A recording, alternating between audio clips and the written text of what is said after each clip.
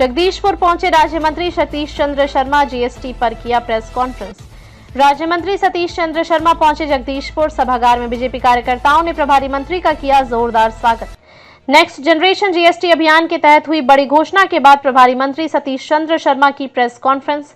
राज्य मंत्री सतीश चंद्र शर्मा ने केंद्र सरकार द्वारा जीएसटी के दरों में कमी होने के बाद की प्रेस कॉन्फ्रेंस। प्रेस कॉन्फ्रेंस के जरिए जीएसटी 2.0 से आम जनता के लाभ के बारे में करेंगे जागरूक। मोदी सरकार ने ऐतिहासिक कार्य किया है। बच्चों के टॉफी पर भी जीएसटी थी, लेकिन अब वो जीएसटी डाउन हुई है। राज्य मंत्री सतीश चंद्र शर्मा ने विपक्षी नेता अखिलेश यादव पर बोला हमला। अखिलेश यादव ने मैनपुरी और सफाई का विकास किया, न कि उत्तर प्रदेश का विकास। अपने झूठे बयानों से कर रहे जनता को गुमराह, मंत्री ने कहा। अखिलेश यादव द्वारा आजम खान की रिहाई व मुकदमों को खत्म करने की बयानबाजी पर बोले मंत्री। कहा, विपक्ष नेता अखिलेश यादव जो संविधान की दुहाई दिया करते थे, वो आज कानून सम्मत कार्य होने पर कर रहे बयानबाजी। देश के यशस्वी माननीय प्रधानमंत्री नरेंद्र मोदी जी के नेतृत्व और उनके कुशल मार्गदर्शन में नवरात्र के प्रथम दिन से नेक्स्ट जनरेशन जीएसटी सुधार के क्रम में जीएसटी को लागू करने का सरकार ने काम किया है। एक तरफ जहां जो खाद्य सामग्री हो, अभी तक हम देखते थे खाद्य सामग्री हो, भवन निर्माण हो, स्कूली शिक्षा से जुड़े काफ़ी किताब, पेन, पेंसिल हो, और चाहे इलेक्ट्रिक या इलेक्ट्रॉनिक सामग्री हो, चाहे ऑटोमोबाइल सेक्टर हो, मतलब 99% से अधिक जो आम जनजीवन की ज़रूरतें थी उसको ध्यान में रखते हुए सरकार ने जीएसटी में सुधार करने का निर्णय लिया है। आज सरकार ने उन दरों को चाहे 28% से 5% तक लाने का काम किया है, या 18% से उसको 5% तक लाने का काम किया है, और विशेष रूप से जो जीवन रक्षक दवाएं उसमें सरकार ने पूरी तरीके से उसको ख़त्म करने का काम किया है। तो हम समझ सकते हैं कि जब इतना बड़ा कटौती जीएसटी में की गई है,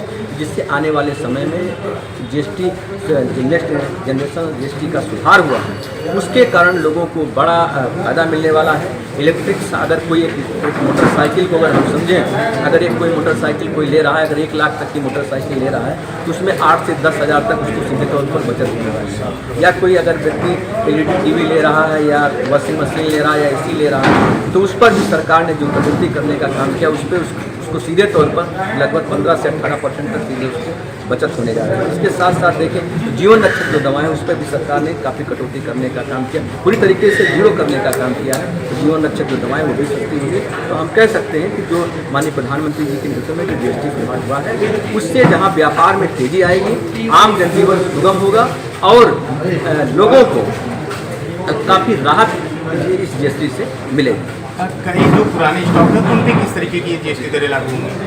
देखिए, जो अभी सरकार ने जो बिलिंग हमारा जो स्टार्ट हुआ है, क्योंकि ये जो अभी आरंभ हुआ है नवरात्र के प्रथम दिन से, जो भी बिलिंग अब करेंगे उस पर जीएसटी को पूरा ध्यान रखे हुए जो सरकार ने निर्णय लिया है उसी के क्रम में होगा।